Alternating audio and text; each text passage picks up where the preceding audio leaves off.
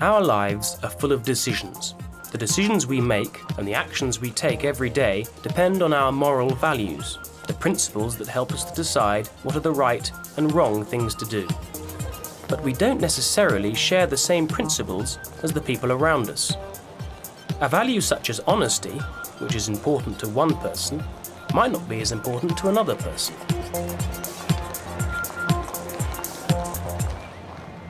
But throughout history, people have also asked if there are some standards that apply to everyone, everywhere. They have asked themselves whether there are any moral values which everyone shares.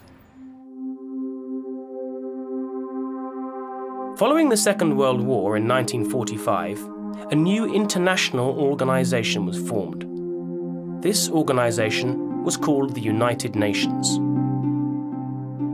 The idea behind the UN was for countries to cooperate in order to solve global economic and social problems and to prevent future wars.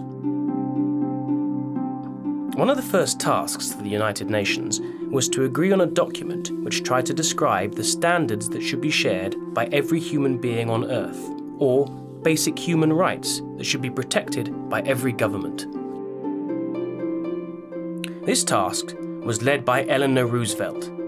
Her husband, Franklin D. Roosevelt, was the 32nd President of the United States, but he died in early 1945. The next president, Harry S. Truman, asked Eleanor Roosevelt to be a delegate to the UN, and she agreed. The task was a long and difficult one, but Roosevelt never gave up. She once said that people should do what they felt in their heart to be right, for they would be criticised anyway.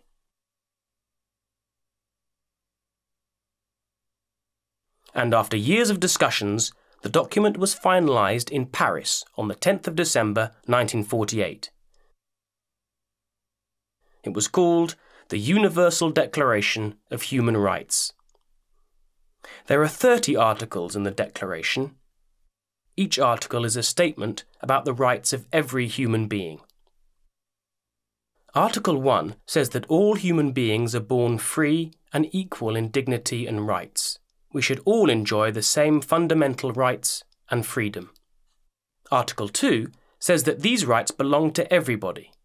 There shouldn't be any discrimination because of race, religion, colour, sex, or any other reason.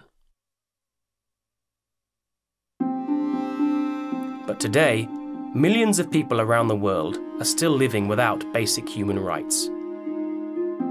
Their governments don't adhere to the Declaration, which protects people against slavery and torture and gives them the right to live in freedom, to work for a fair wage, to get an education, to elect their own government, and many other things.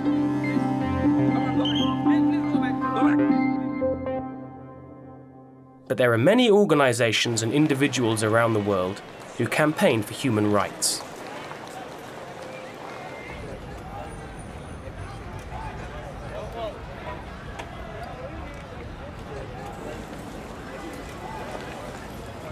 There are a lot of amazing stories about people who have fought to improve the lives of others at great cost to themselves.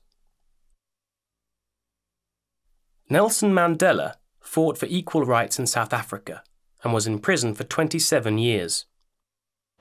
Under the apartheid system, only white people could vote in South Africa, and there were many laws that discriminated against people because of the colour of their skin. After his release from prison in 1990, Mandela was awarded the Nobel Peace Prize in 1993. He then became his country's president in the first free South African elections, which were held in 1994. Mandela is still an inspiration to many human rights campaigners around the world, and in 2009, the United Nations declared his birthday, the 18th of July, Mandela Day, to recognise his contribution to freedom over 6 decades. Over 60 years after it was written, the Universal Declaration of Human Rights is the most translated document in the world.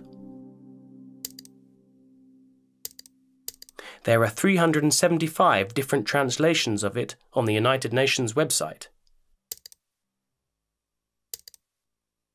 And this is very important. Nelson Mandela once said that if you talked to a man in a language he understood, that went to his head. If you talked to him in his language, that went to his heart. The Universal Declaration of Human Rights is one of the most important documents about human rights ever written, but it is the actions of people working every day around the world to protect these rights that are even more important.